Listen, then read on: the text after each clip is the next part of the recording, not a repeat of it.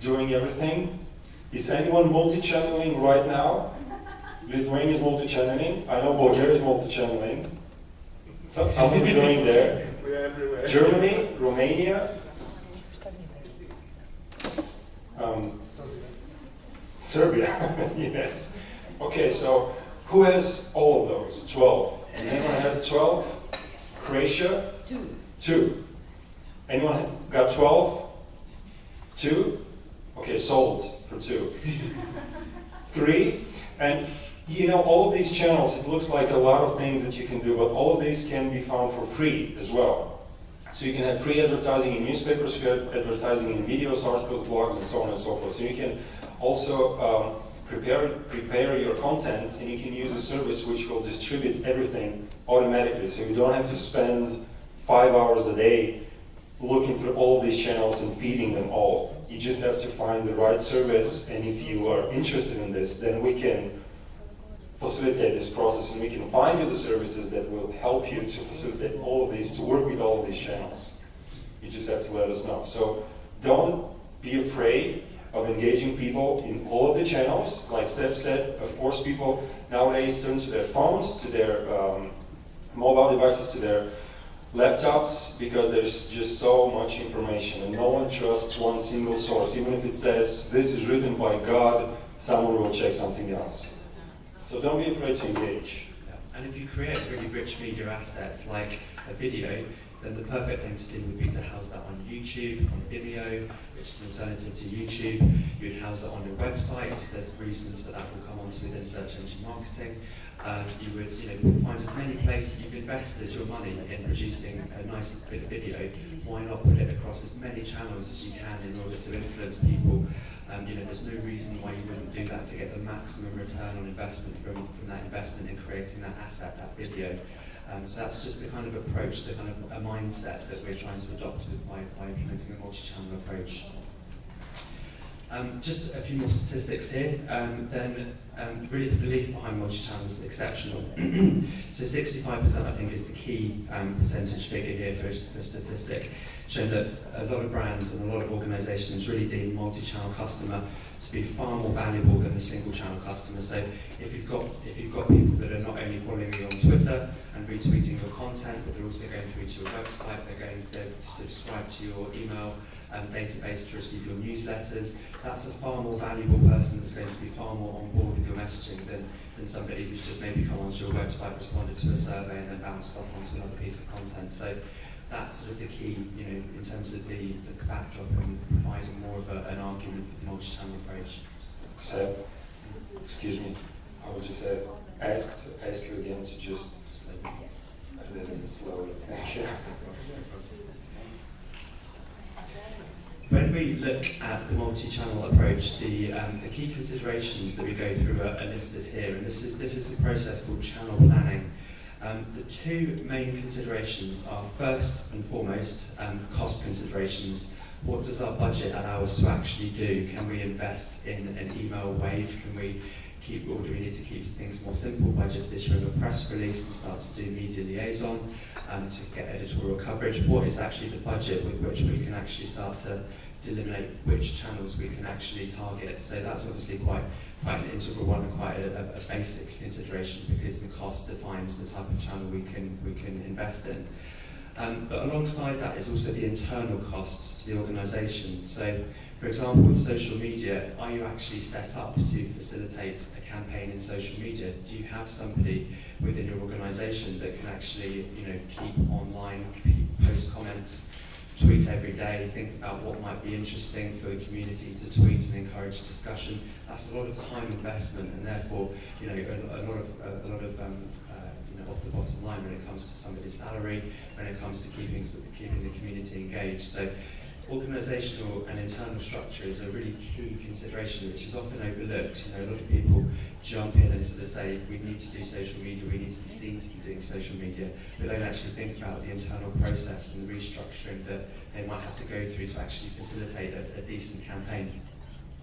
Married alongside the cost considerations are the suitability and appropriateness of the messaging that we're trying to deliver via the channel. So For example, an email wave is going to be something that's quite simple. There's a call to action at the end of the email to facilitate a next step. It's not just going to be the email wave, there's usually a call to action. But the messaging within the email will actually be very, very simple because it's a broadcast medium. Whereas social networks, in contrast, allow you to have much longer term engagement. It's much more about the dialogue. You can nurture relationships. So if the objective is to actually get at more advocacy from the people that you're outreaching to, then more of a social campaign might actually be worthwhile in terms of building those relationships through dialogue and actually strengthening them through advocacy. So that's sort of an additional consideration when we're channel planning as to what might be the most appropriate channel to implement our campaigns across. Just a little exercise now, just to start to think about how different channels actually affect behaviour and affect people's, how personal the communication is that we're delivering, how personal it is to an individual. So we've got a few different types of communications approach listed on the slide. I just wanted to take a minute to rank them in order of how personal they are. So starting with the most personal, what's actually going to be the most personal format for the communication, all the way down to the least personal format for communication, just to sort of get an idea about how different channels affect the behaviour and the personal opinions of an individual that we're trying to reach.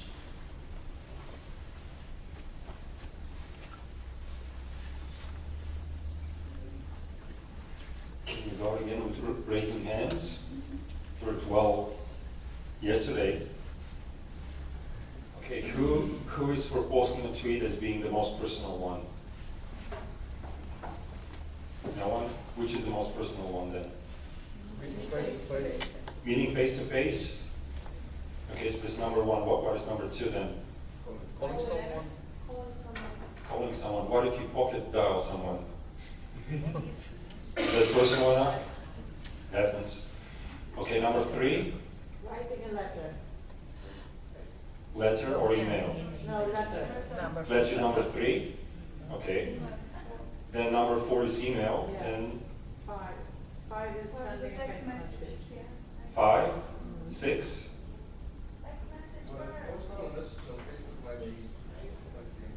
Facebook and tweets at the last. Very good. And what if you want to communicate with someone from the European Commission? Do you post on his Facebook something?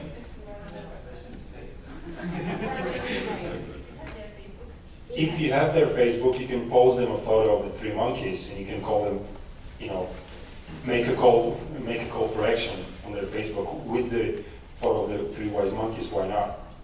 You'll direct attention to them. So posting a tweet is what? The last one? Okay, so let's see the results. That's bang on. Yep, we got it. Great job. And exactly as Martin says, that just highlights that the person that we're trying to reach, the objective of the campaign, will very much focus on the type of personal type of communication we want to achieve. So, a great example of if you want to outreach to the WHO or the European Commission, then you're going to take a very different format to more of a general blanket awareness campaign, which something like Twitter and Facebook would be ideal to represent and facilitate that.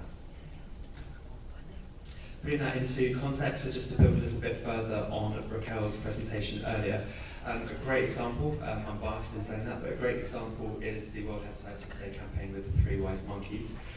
So we've got a great platform which is a social-based platform. Raquel mentioned the interactive map that we've generated. Everybody that tweets their photo of the 3 wise monkeys, Twitter will recognise the location in the world and plot you on the map, so that's an interactive map. And it also draws the photos into sort of a stream for each location. And also it's going to encourage users to actually get involved in their own time and post their own photos, as we've discussed. So that's a great asset. We've invested a lot of money in building that, and it's a great piece of technology. But we don't want it just to rest on our website, because it's not going to be enough to capture the imaginations of everybody. It's not going to be enough to capture the types and volumes of traffic that are going to make it a good return on investment. So So the whole thing is built in something called responsive design. So no matter what device you access it from, whether it be an iPad, an iPhone, desktop, PC, whatever it is, then it actually resizes the whole website to make it optimized for the device that you're logging into. And that's a good way of not having to invest additional money in building a mobile site. It automatically recognizes the type of device and looks the best it can on that platform. It's also driving people through to a real-life experience. The real-life experience is the Guinness World Record. So if people actually get involved and actually do the Guinness World Record, then that's a great experience that's been inspired by the gallery.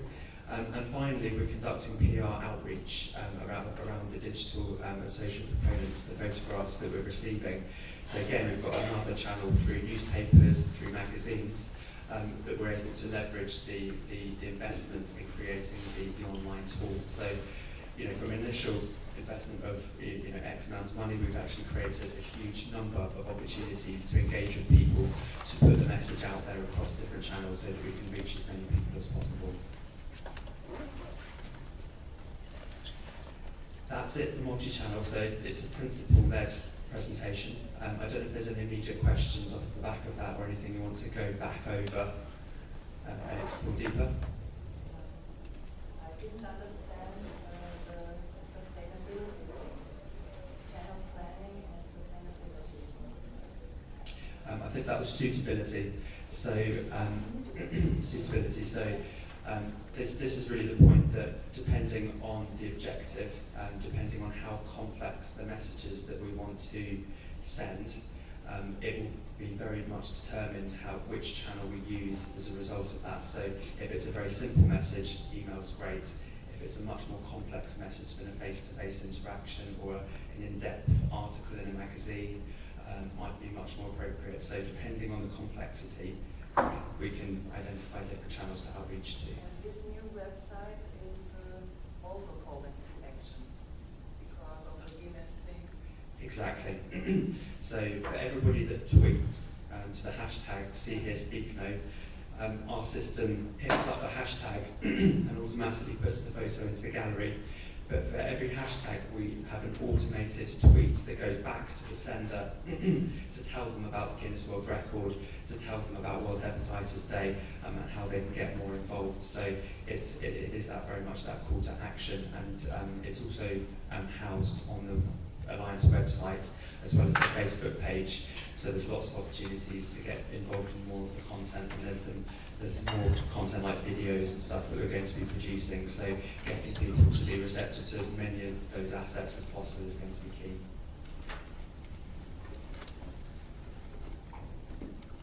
Do you have any more questions about multi-channeling? Is everyone familiar with the most famous one, the most used channels that are used right now to communicate, to convey any kind of messages? Everyone knows about Facebook, everyone knows about Twitter. You have a comment? No, I have a question.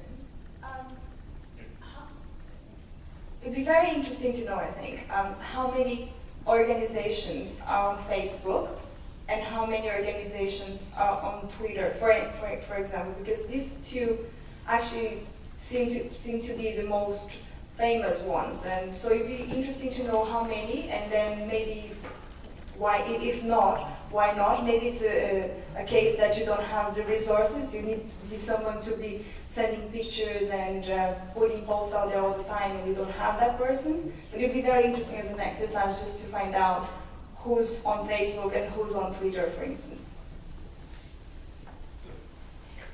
You're on Twitter and Facebook. Okay, so right hand Facebook, left hand Twitter. And then one leg I have a website, and another leg I have something else.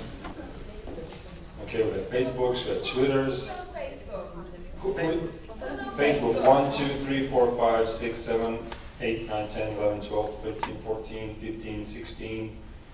Everyone is pretty much on Facebook. And when I ask Facebook, I mean your organization's Facebook, not your personal Facebook with the photos from the sea and so on and so forth. And who is on Twitter? 1, 2, 3, 4, 5, 6, 7. And what do you use Facebook for? for your organizations? Do you post photos? Do you just have the Facebook? What do you do on Facebook in Turkey? What do you use Facebook for? Okay, and what kind of content? Do you put photos, text? That's for Sweden.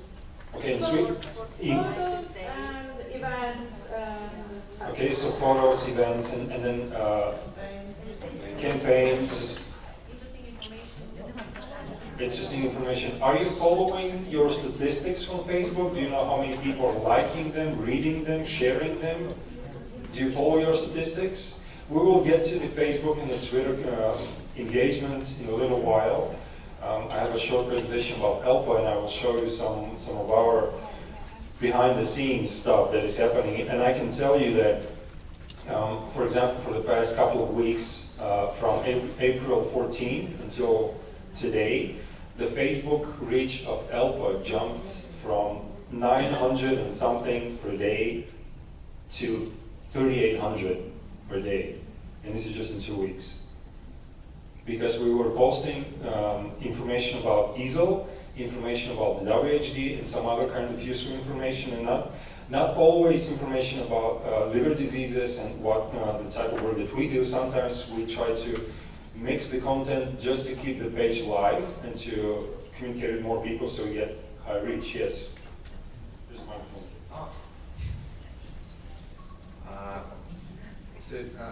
Many of you obviously have Facebook, but one of the things is your Facebook linked to the ELPA page, and is the ELPA page linked to your Facebook? No. I'm sure not.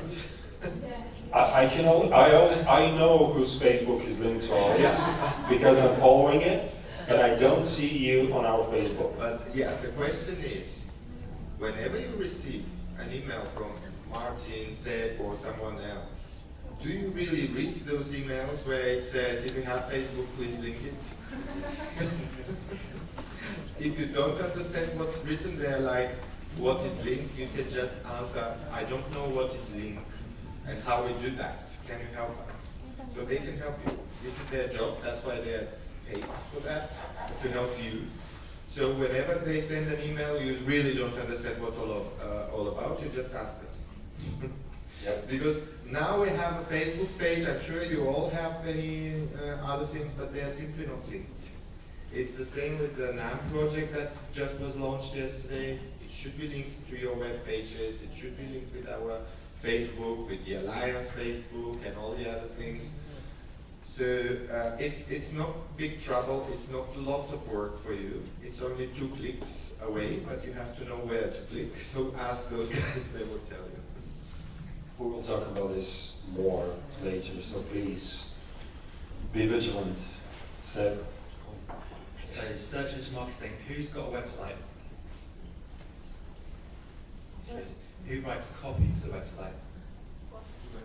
Content. Content copy, the words on the website. Great. So this is just a quick video around some of the typical types of conversations. It's a tongue-in-cheek video, it's meant to be a funny video, but it represents a lot of the conversations that we tend to have. I want to be #1 on Google. I need to be #1 on Google. I'm sure we can help, but first I need to find out a little more about your website. I just want to be #1 on Google. Sure. I will need to ask you a few important questions. Can you tell me what keyword you want to be #1 for? Credit cards. I want to rank #1 on Google for credit cards. Can you do it? That's a very competitive keyword. Can you tell me a little more? What is your URL? www.the-simple-credit-cards-made-easy-for-u.info. Can you get me #1? How old is your domain? 1 week old. And I want to be #1 this week. How many backlinks do you have? I don't know. Have you done any on page optimization? I don't know. Do you know what search engine optimization means? I don't. Do you know what a search engine is? Hold on. Let me Google it. Are you sure you know what you're talking about? I want to be #1 on Google. That represents almost a daily conversation. Everybody wants to be number one on Google. So this next chapter really looks at search engine marketing. So what is that? Simply, it's how we increase our visibility on search engines. So not just Google, looking at Bing, Microsoft, looking at Yahoo, etc. And there are two main ways of being able to do search engine marketing. The first is around pay-per-click. PPC is how we refer to it in the UK. Google makes $75 million a day on pay-per-click advertising. So that's the little yellow box. When you do a search on Google, you have a little yellow box at the top, which is the advertisements, and you often have them down the side. There's no charge for being in those two positions until you click on that link, and then you get a cost for that click. For every click, then there is a cost that you receive to get that access content. So pay-per-click is one way of doing it. It can be if you have a new website, an immediate way to get onto page one of Google because you paid to be in that top spot. But it's certainly not the best, and it's not the most. It's not the best way for a longer-term communications campaign to just simply pay to be in that top spot. Who clicks on the advertising links? Almost nobody. Why is that? Do you trust it? Nope. Because you feel like you're being sold to, you know you're being sold to. So the best way of conducting search engine marketing is through search engine optimization, which is referred to as SEO. And that basically means that the content that you've got is optimized for specific keywords. You're updating it regularly so that Google knows that it's a good, decent website, that there's going to be lots of fresh news, fresh content, and that pushes you right up the ranks so that you can get onto page one of Google. Being number one is pretty hard. Although that said, I think Hepatitis has around 52 million return results on Google, so there are millions and millions of pages of results, and there's very, very little in terms of advertising, in terms of keyword optimization. So there's quite a good opportunity for people, for organisations operating in this space to really shoot up the ranks. If you've got a website that's currently on page 2, 3, 4 of Google, you could very, very easily get onto page 1 through not a lot of investment. So there is that opportunity for those of you that do have websites. Google, just a quick bit of background, is by far and away the biggest search engine. In the UK, it's 91% of all searches conducted daily. That's a similar figure across Europe. But obviously there are other, you can't be in a market dominated by Google, so there are other ones like Yahoo and Bing that represent about 8.95% of all other search usage. The key thing here is online user habits. So where's the best place to hide a dead body? Page 2 of Google. 80% of people do not search past page 1 of Google. So if you're not on page 1, the likelihood is you've missed 80% of the people who are searching for you. That's a phenomenal figure. I mean, I go to page 2 when I'm researching or for clients, because sometimes we're in that space where we need to do a lot of research. But in terms of the people we're trying to reach, patients, lay audiences, 80% will not go past that first page, so that's a huge statistic to be aware of. It's also the fastest growing advertising medium, and it overtook TV back in 2009, so people often think that TV is the big advertising spend. It's not, it's online search marketing. I think BMW cars spend $500,000 a week to be in that top spot, which just shows you how competitive it is. This is a heat map. And it's actually through when people are looking. So this is a pair of glasses that have been put on people as they go on a search engine, and it tracks where they're looking on the page. So you've got search engine results of all the different websites that come up, and the heat map represents the focal point of the eye, so where people tend to most be looking. And you can see the adverts on the right-hand side get very, very little attention. They're not really looked at. Whereas the top organic search, so the top non-advertising search, the first, second, third, fourth, fifth page results, are where everybody are looking. That's where you want to be. If you've got a message, if you've got a call to action, if you've got a new campaign, you want to be right at the top so that physically people are looking at your content. So that's just quite a nice visual. I think given that paid people don't go onto page 2, that really brings to life the importance of actually being in that top spot and making sure your website is where people can see it.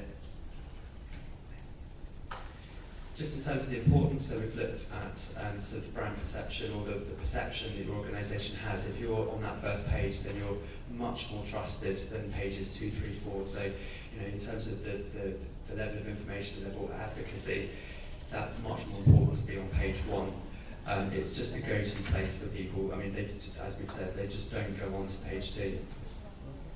So the big question, how do we conduct search engine optimization? What are the key things we need to be doing?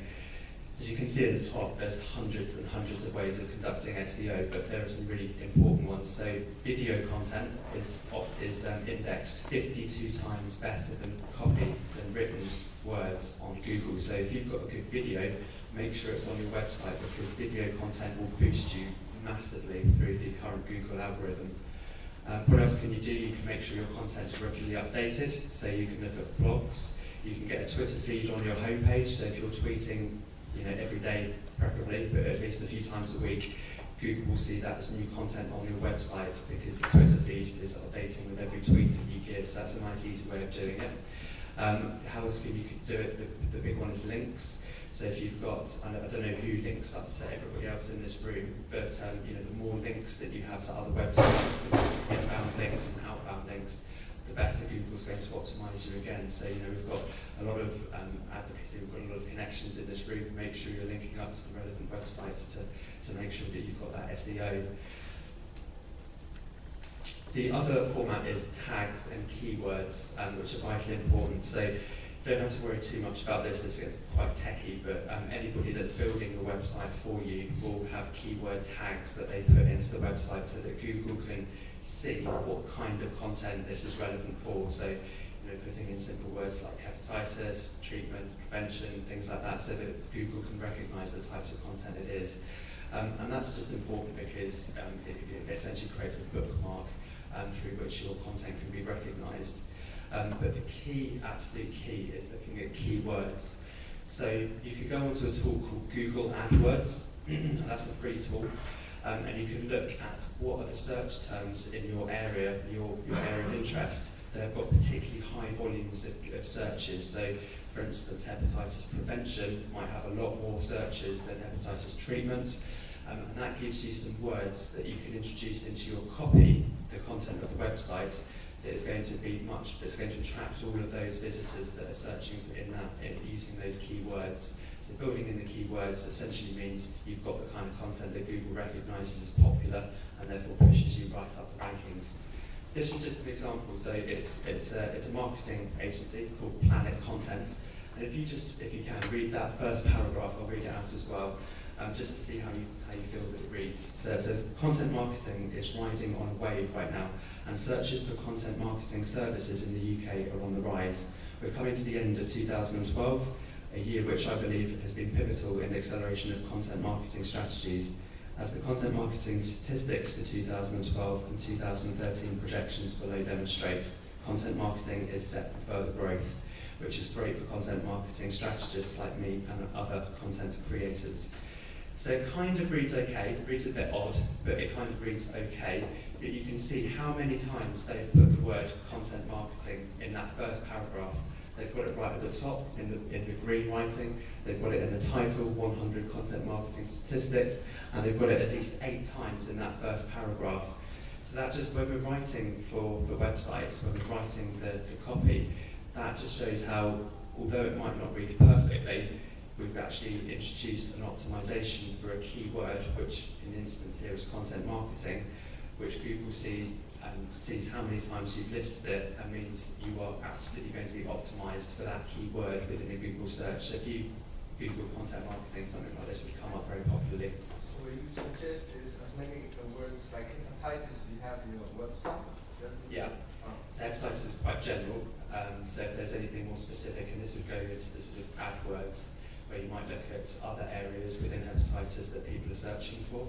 So there might be something more niche, but absolutely, if it is generally about hepatitis, then you just want to introduce that copy or that word as much as possible within the content, in the headers, in the copy itself, to make sure that Google recognises that word.